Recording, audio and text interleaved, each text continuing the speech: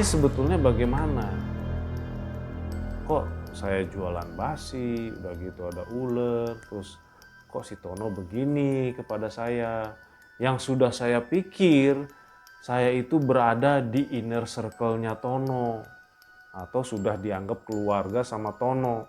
Tapi tiba-tiba saya didepak. Dijelaskanlah bahwa Dayat itu telah bersekongkol dengan Tono untuk menyingkirkan Mas Is dari bengkelnya Tono. Tapi Dayat melangkah satu atau dua langkah lebih banyak lagi. Tono yang tadinya bekerja sama dengan Dayat menginginkan supaya Mas Is keluar dari bengkel atau berhenti, tapi Dayat punya pemikiran lain. Karena merasa aji mumpung di atas angin, dapat persetujuan dari Tono untuk itu dengan niatan Mas Is supaya lumpuh atau goodbye alias meninggal dunia.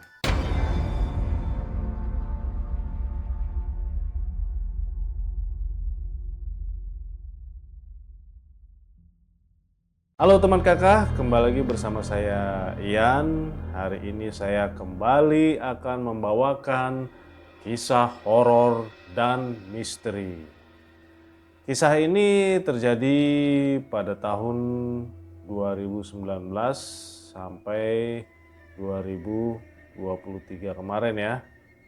Nah, pengirim kisah cerita ini bernama Is. Mas Is ya.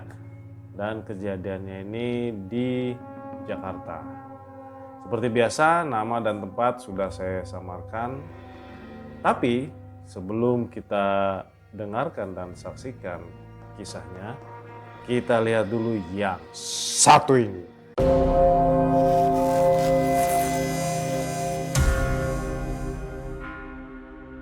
Mas Is ini merupakan seorang mekanik ya.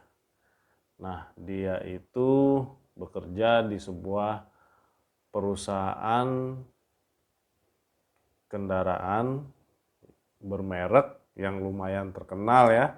Bukan lumayan sih, sebetulnya terkenal gitu ya.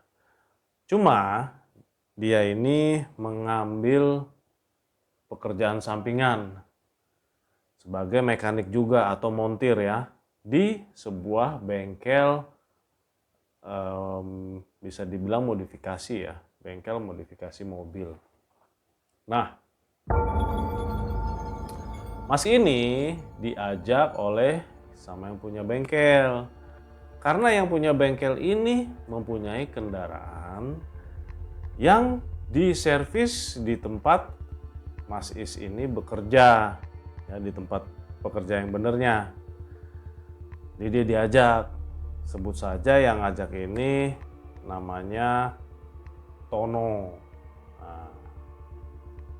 Nah, Mas Kis ini sedikit tentang backgroundnya Mas Kis ya. Mas Kis ini merupakan mekanik yang berprestasi. Dia itu memenangkan beberapa kali kontes mekanik, bahkan sampai ke luar negeri. Jadi dia menang sampai ke luar negeri, diadu pun menang gitu ya. Nah, jadi pokoknya top chair lah. Mas Is ini tertarik dengan ajakan Tono gitu. Karena Tono ngajak, "Mas, kamu mau nggak kerja sampingan di bengkel saya? Jadi kalau ada mobil yang modif, misalnya mesinnya atau elektronik atau bagaimana, kamu tolong bantuin dong." Nah, Mas Is tertarik kan? "Oh boleh Pak, boleh. Ya lumayan kan sampingan gitu." Terus singkat cerita, bekerjalah Mas Is di tempatnya Tono. Jadi setelah pulang kerja dari tempatnya bekerja, dia tuh sampai malam kira-kira jam 9, jam 10 itu dia bantuin di tempatnya Tono. Dan dia pun itu di samping jadi mekanik plus dia juga ikut ngajarin. Jadi Pak Tono punya beberapa mekanik anak buah yang Mas Is ajarin. Salah satu anak buahnya ini bernama Dayat. Nah, Dayat ini tadinya ya bisa dibilang mekanik yang nggak tahu apa-apa ya. Terus sedikit demi sedikit tuh diajarin tuh sama Mas Is, ya kan, diajarin terus. Kemudian singkat cerita, udah jago, udah segala macem, semuanya udah ini. Ternyata diam-diam Dayat ini mempunyai sebuah rencana busuk dan jahat. Dia itu bekerja sama dengan Tono untuk menyingkirkan Is dari bengkelnya Tono. Kenapa demikian? Karena, nah kita mundur lagi nih ke belakang. Karena Tono ini orangnya licik.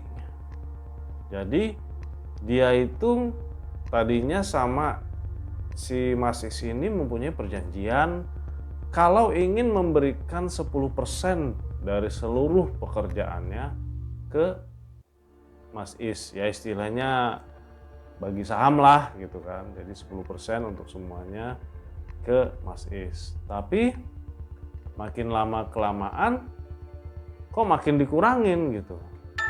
Dan terakhir menurut Mas Is setelah Covid itu dia hanya digaji sesuai gajinya saja. Jadi nggak ada pembagian yang 10% ini. Ternyata Tono ini memang sangat licik dan jahat ya. Karena menurut Mas Is, Tono ini beberapa kali dimodalin sama orang, tapi karena dia memang orangnya itu bermulut manis tapi berlidah ular, Mas Is ini cerita kalau pemodalnya ini dijelek-jelekin sama seluruh customernya. Jadi ada suatu waktu pemodal ini kurang lebih salah seorang pemodal memberikan uang sampai sekitar 700 juta. Tapi sama Tono ini dijelek-jelekin bahwa si pemodal ini dia memberikan modalnya nggak ikhlas lah, udah gitu minta uang kembalinya udah kayak orang gila lah, apalah, wah pokoknya dijelek-jelekin sehingga seluruh customer yang datang ke tempatnya Tono mengira bahwa pemodal ini yang jahat. Lah padahal si Tono yang jahat. Karena si Tono ini ya memang nggak bisa ngembalin uang si pemodal itu. Ya bukan nggak bisa ya, tapi belum bisa gitu. Cuman si Tono gimana caranya dia jelek-jelekin pemodal ini supaya nama dia bagus. Nah singkat cerita, kita balik lagi. Dengan siasat jahatnya Tono sama si Dayat ini, rupanya si Dayat ini tidak hanya bermain licik, tapi dia juga main belakang. Dalam tanda kutip, main santet. Tadinya awalnya si Mas Is ini nggak tahu apa-apa dan nggak curiga ya. Nah, tapi dengan bermainnya dua ilmu tadi di dunia nyata, si Dayat itu jelek-jelekin Mas Is di depan Tono, sehingga Tono menjadi panas dan bekerja sama untuk menyingkirkan Mas Is. Di belakangnya juga Dayat ini bermain ilmu hitam kepada Mas Is. Kenapa Mas Is tahu? Ya, nanti ceritanya nyambung nih, terus nih. Jadi bertahap ya. Nah si Mas Is ini, ya toh, dia awalnya nggak curiga. Jadi Mas Is ini setiap ada kerjaan di luar, tadinya kan si Tono selalu ikut nih sebagai pemilik bengkel. Selalu ikut kemana-mana gitu, tapi lama-kelamaan ya dia kan namanya bos mau jadi bos kan. Akhirnya ditugaskanlah Mas Is sama Dayat. Nah, si Dayat ini rupanya memang orangnya jelek. Jadi dia mengutarakan kepada Mas Is, Mas Is, mau nggak nih, mumpung si Tono nggak sama kita, ini kan pekerjaan nih, total nih 5 juta. Pasang bumper, pasang ini, kita naikin aja jadi 6 juta. Nanti sejutanya kita bagi 2. Awalnya si Mas Is nggak setuju.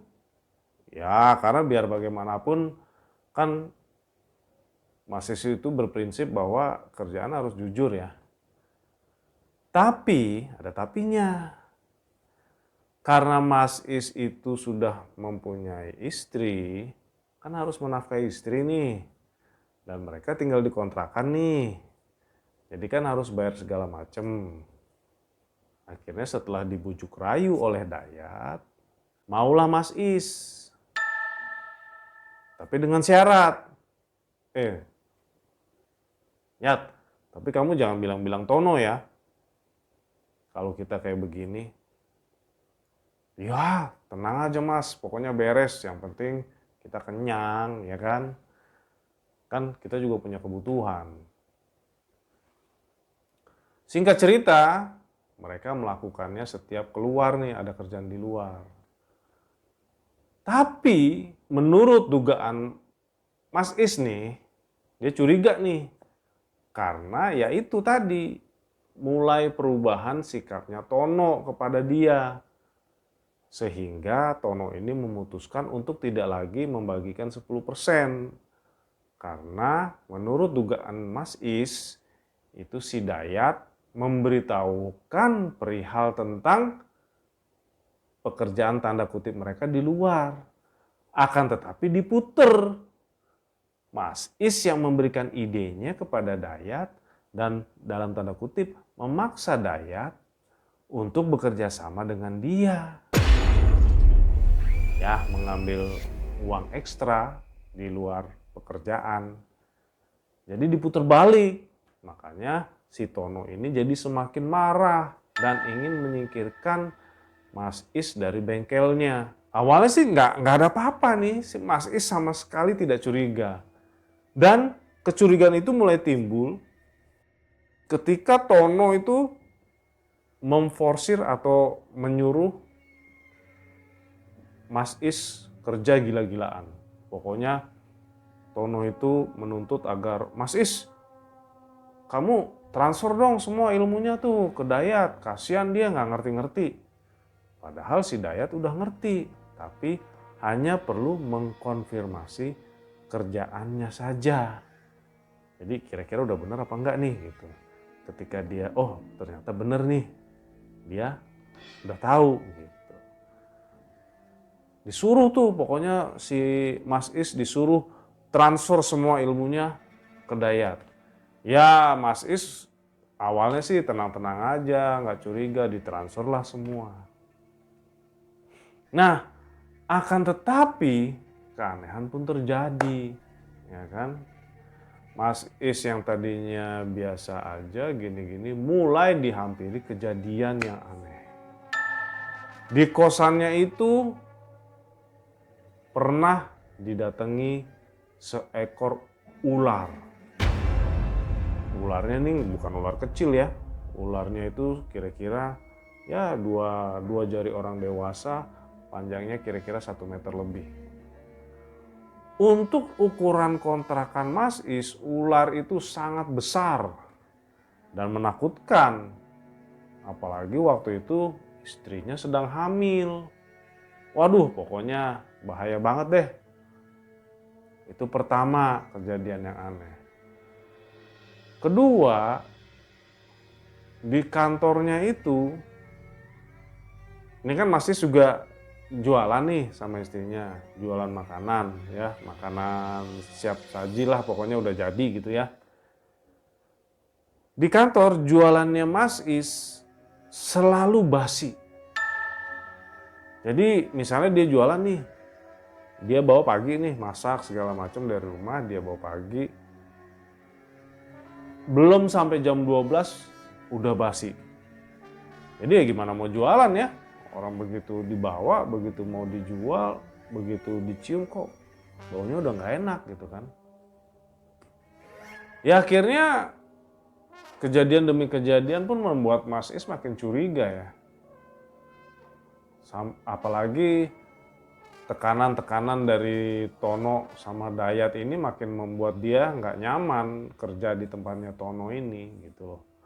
Jadi ya pokoknya dalam waktu itu Mas Is itu dalam tekanan, tekanan, dan tekanan terus. Nah suatu ketika pulanglah dia sama istrinya ke kampung. Dan dia pun menanyakan kepada orang pinter, ini sebetulnya bagaimana? Kok saya jualan basi, udah gitu ada ular, terus kok si Tono begini kepada saya? Yang sudah saya pikir, saya itu berada di inner circle-nya Tono. Atau sudah dianggap keluarga sama Tono. Tapi tiba-tiba saya didepak. Dijelaskanlah bahwa Dayat itu telah bersekongkol dengan Tono untuk menyingkirkan Mas Is dari bengkelnya Tono. Tapi Dayat melangkah 1 atau 2 langkah lebih banyak lagi.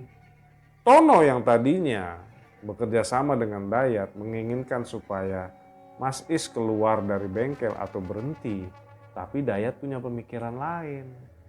Karena merasa aji mumpung di atas angin, dapat persetujuan dari Tono untuk tanda kutip menyingkirkan Mas Is, dia pun berbuat lebih jauh. Yaitu dengan niatan Mas Is supaya lumpuh atau goodbye, alias meninggal dunia. Cuma untungnya Mas Is itu dilindungi oleh jabang bayi yang ada di perut istrinya. Jadi sebetulnya ya Mas Is itu dilindungi oleh anaknya, tapi Mas Is sama istrinya tuh nggak tahu. Taunya ketika dikasih tahu. Mereka kaget kan mendengar hal itu kan. Wah kok bisa gitu? Ya iya, karena Dayat ini ingin menguasai seluruh bengkelnya Tono. Ingin menyingkirkan semua orang yang tidak ikut bersama si Dayat.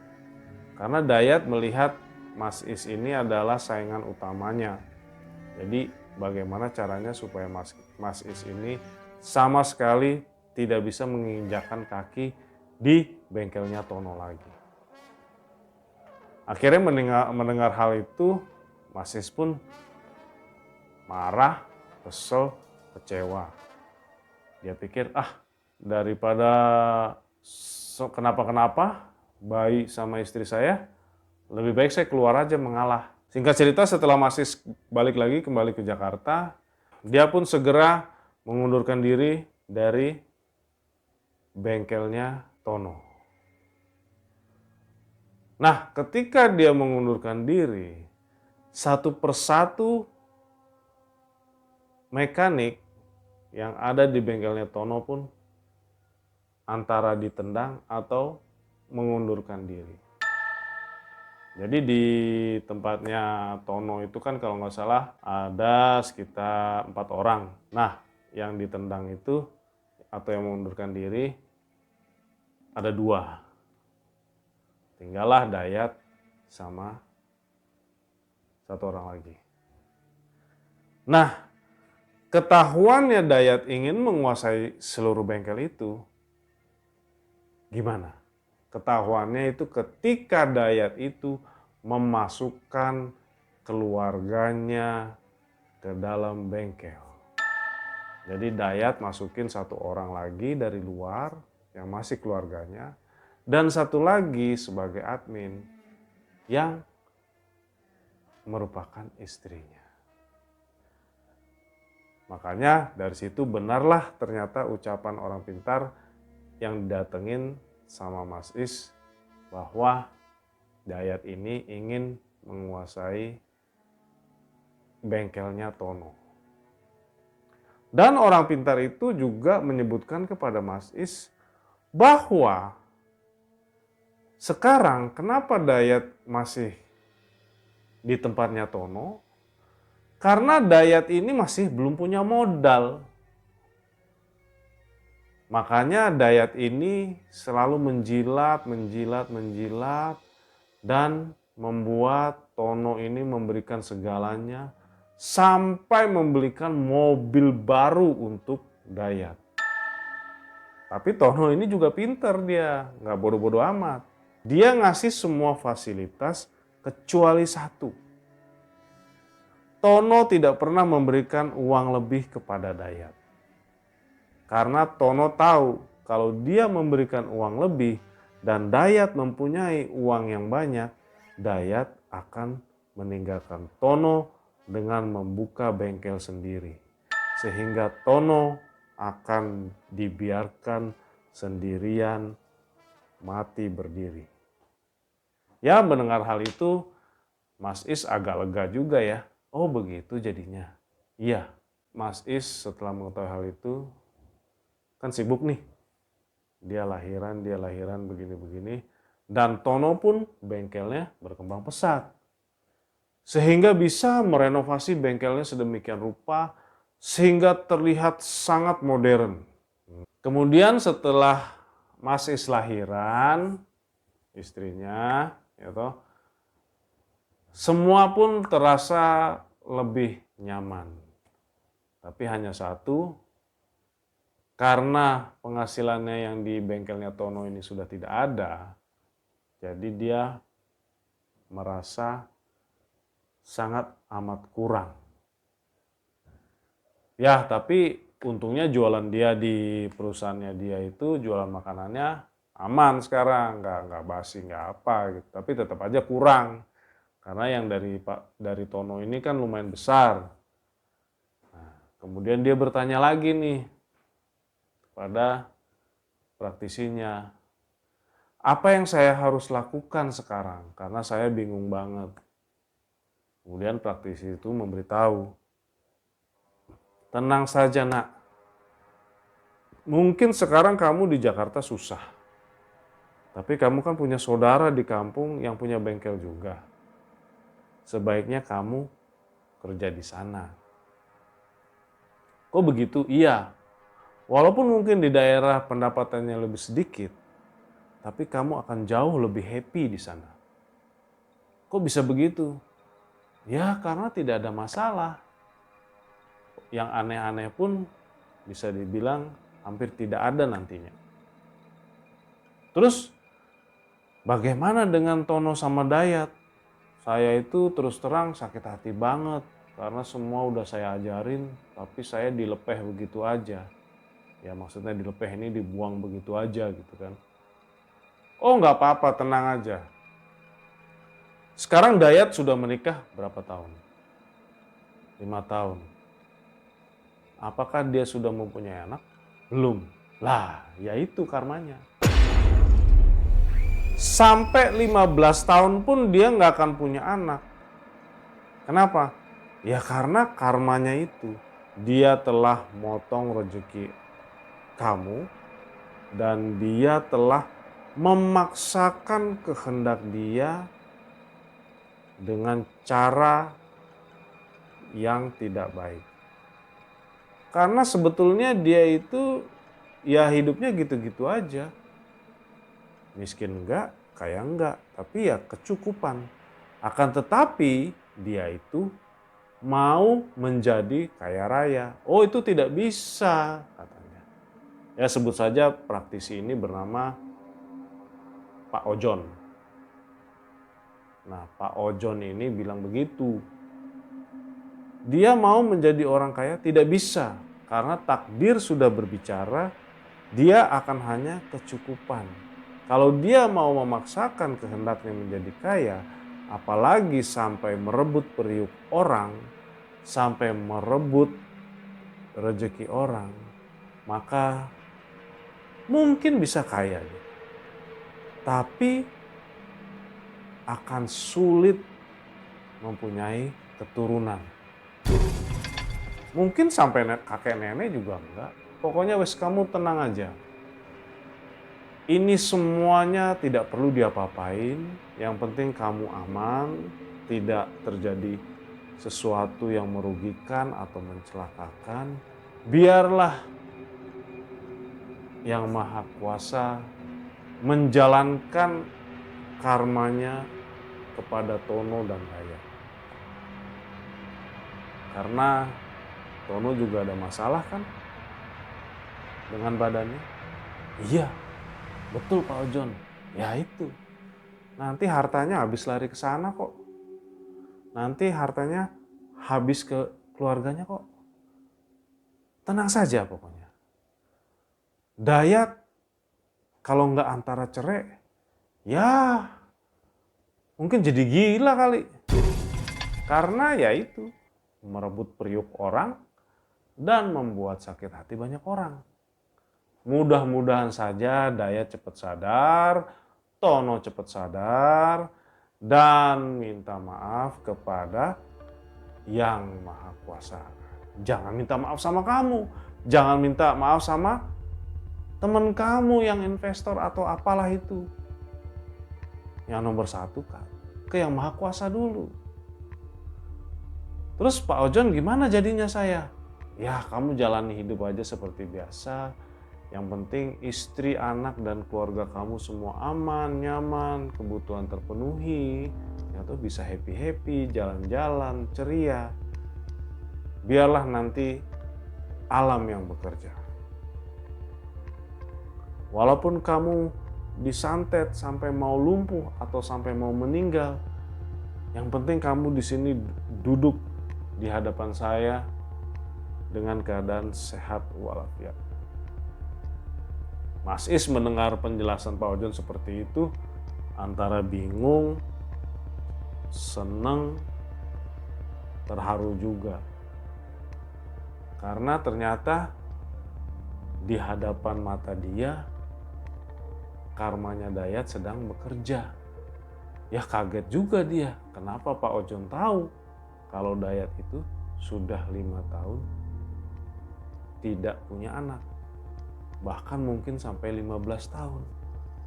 Waduh, dalam hati Mas Is bersyukur bahwa dia begitu menikah, istrinya langsung hamil dan sekarang sudah mempunyai anak laki-laki yang sangat lucu dan sekarang sudah bisa berjalan. Ya itulah teman kakak, kisah yang dikirimkan oleh Mas Is. Pesan moral yang bisa diambil di sini adalah janganlah terlalu iri, dengki sehingga menghancurkan hidup orang lain. Karena karma itu pasti ada dan hukuman dari atas itu pasti ada. Bila teman kakak ingin mengirimkan kisah kalian, silakan menghubungi nomor dan email yang tertera di layar. Terima kasih sudah menonton, ditunggu video selanjutnya.